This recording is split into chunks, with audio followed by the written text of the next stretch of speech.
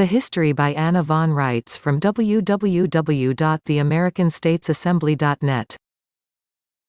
The original American government as of 1781, consisted of, a union, a federation, and a confederation of different kinds of states and states of states operating in different jurisdictions, and there is a hard and fast demarcation between soil, land and sea, air.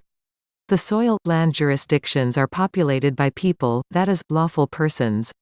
The sea, air jurisdictions are inhabited by persons, that is, legal persons. And never the twain shall meet, like the land is separated from the sea. The only interface is located in international jurisdiction where lawful persons populate the land and legal persons inhabit the sea, and they may be converted either unlawfully or lawfully, one into the other. What we are doing by reclaiming our birthright political status as American state nationals and American state citizens and by expatriating from all presumed territorial and municipal citizenships is to lawfully convert legal persons back into lawful persons. We are explicitly declaring our political status and officially returning our good names, our trade names, to the soil, land jurisdiction of our actual states of the Union. We are doing this specifically and one by one serving notice on the public records of the commercial corporations operating the sea and air jurisdictions so there can be no further, accidentally on purpose, mistaking us for U.S. citizens or citizens of the United States or citizens under the 14th Amendment to the Territorial Constitution reconfigured as the Articles of Incorporation for a Scottish commercial corporation that went bankrupt in 1907. So what is a State of the Union? It's the soil jurisdiction union of republican states being referenced, which holds the underlying land jurisdiction states as possessions. You could just as well read it as state belonging to the Union in the sense of ownership, while the state itself is a member of the United States of America, an unincorporated federation of states. In the same way, the states of states that were members of the original Confederation of States belong to the states in the sense of ownership.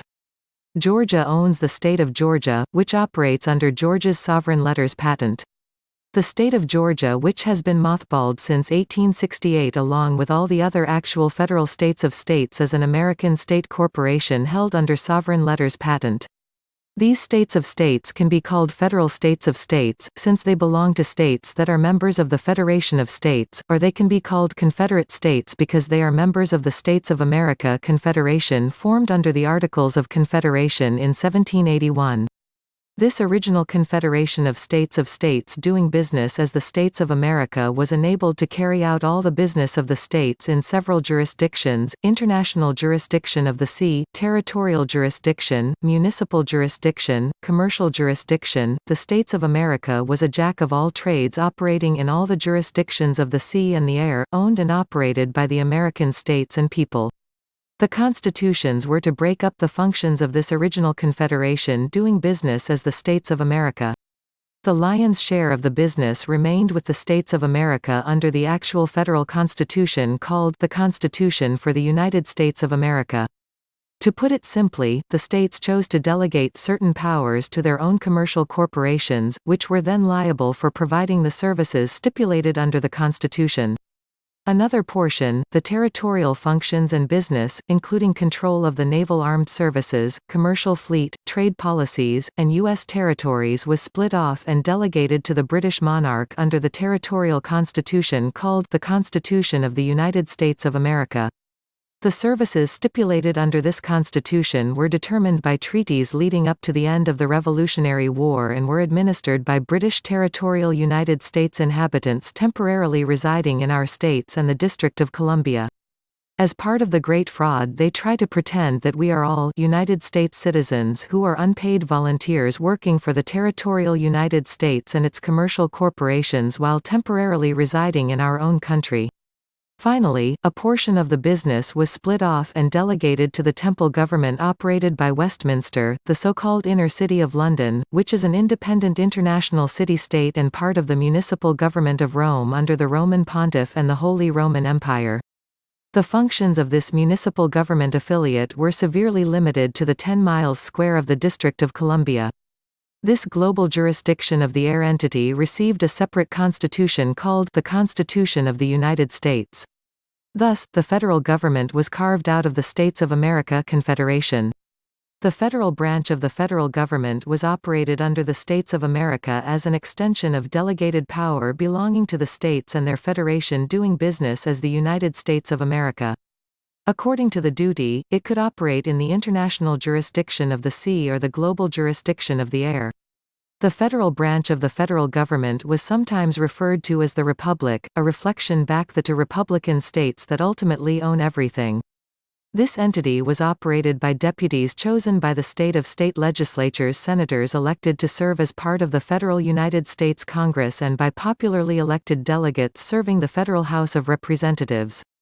However, please note that the Federal Congress, also known as the United States Congress, was composed entirely of Confederate states, that is, commercial corporations run as states of states, operating in the sea, air jurisdictions, as opposed to the Continental Congress operated by the soil, land jurisdiction states. The territorial branch of the federal government was operated by the British Territorial United States as a democracy. The municipal branch of the federal government was operated as an independent international city-state, the Washington Municipality. This municipal government was entrusted to the members of the Federal Congress, who were supposed to operate the District of Columbia and Municipality of Washington, D.C., as a neutral meeting ground for the states and people. The members of the Federal Congress were given power to operate the municipal government as a plenary oligarchy.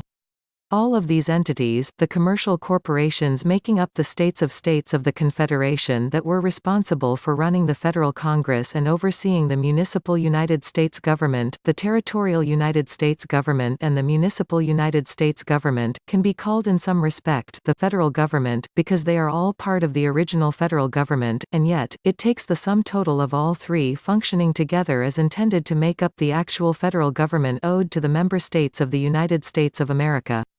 In 1860, this entire arrangement was torn apart. The members of the original Confederation split apart.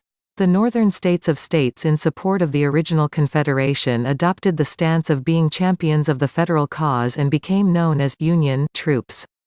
The southern states of states which were more honest simply reorganized a new confederation doing business as the Confederate States of America. Emerging on the other side of the mercenary conflict misnamed the American Civil War, which was all fought by the commercial corporations that were states of states members of the original Confederation, the federal branch of the federal government was destroyed and subject to reconstruction. Before that reconstruction could be properly addressed or the population given adequate notice, the British territorial government operating the armed forces of the northern states of the original Confederation substituted territorial states of states for the federal states of states, a cuckoo bird maneuver that took place in 1868. The original territorial constitution, called the Constitution of the United States of America, was also deceitfully reconfigured as the Articles of Incorporation of a new Scottish commercial corporation doing business as the United States of America, Incorporated. As a single commercial corporation under foreign control, the members of the new territorial United States Congress took over as a board of directors. Amendments to the Articles of Incorporation disguised as the actual territorial constitution didn't require ratification by the states, only approval by the deceitful traitors occupying vacant federal congressional offices under false pretenses. This is why no amendments since the 14th Amendment have ever been properly ratified by the states of the Union. This is also how the United States Senators of the Federal United States Congress ceased to function as deputies, fiduciary officers of the states and became instead merely popularly elected territorial United States Senators whose only fiduciary allegiances were to the foreign Scottish corporation masquerading as the United States of America, Incorporated. Grant, Sherman, and other Union generals were no match for the European bankers and corrupt politicians who were equally influenced by British and Holy Roman Empire agents and the American robber barons, American industrialists, especially steel, railroad, newspaper, arms, and drug, medical empire builders who made vast fortunes during the Civil War and who fully intended to continue to capitalize on their gains after the war. They did so at the expense of this country and its states and its people. And the British monarchs and the Lords Mayors of Westminster and the popes who all owed us good faith service, sat mum and ordered their minions to do likewise. Generations of American military and police and yes, even bar attorneys, have been dumbed down and told that all of this is a matter of national security. They simply haven't been told which nation's security is at risk, and as it turns out, it's Great Britain, followed closely by Westminster and Vatican City. The gross breach of trust which has taken place has no equal in the history of the world, and the damage done to our states and our people cannot be estimated either in terms of natural resources, lives, or money lost, embezzled, and frittered away by the mixed bag of criminals, British sympathizers, banker flunkies, and fools that have sat in the Territorial United States Congress ever since, all under conditions of fraud, color of law, and false pretenses. Called to account for it, John Paul II apologized, but maintained that it was our fault for wanting too many government services and not paying better attention to the corruption of the commercial corporations providing those services. Please note that the federal United States Congress, neither before nor after the Civil War, ever had any authority to interfere with the states or the people of the soil and land jurisdictions. We were never part of the Civil War, even though millions of Americans suffered and died then and for 150 years afterward as a direct result of it. As long as we claim and maintain our birthright political status, none of this skullduggery pertains to us, and we are not subject to the Queen nor the Pope nor any repugnant legislation coming out of either the Territorial or the Municipal United States Congress, nor any of their numerous territorial or municipal state-of-state franchises. Above and beyond all else, this is because we are lawful persons and they are all legal persons. When Abraham Lincoln was forced to declare the northern states of states bankrupt in 1863, he issued the Lieber Code to the military leaders of the Grand Army of the Republic. The British Territorial United States government has continued to operate under the Lieber Code, also known as General Order 100, ever since. The code has since been adopted as the Hague Conventions. Lincoln also began operating exclusively as the Commander-in-Chief of the U.S. military, and exercising this power via the issuance of executive orders, a practice which is the basis of territorial presidential executive powers to this day. Thus, at the territorial level, we have a military junta and presidents of foreign commercial corporations acting as dictators, and at the municipal level we have members of the Territorial Congress grossly usurping powers intended for the Federal Congress and attempting to extend the hegemony of their largely illegal oligarchy far, far beyond the borders of the District of Columbia. And none of this has anything to do with the American states or the American people, except that we have been asleep for 150 years, and we have been repeatedly raped and robbed by our erring hired help. Links to this article and more can be found in the video description box.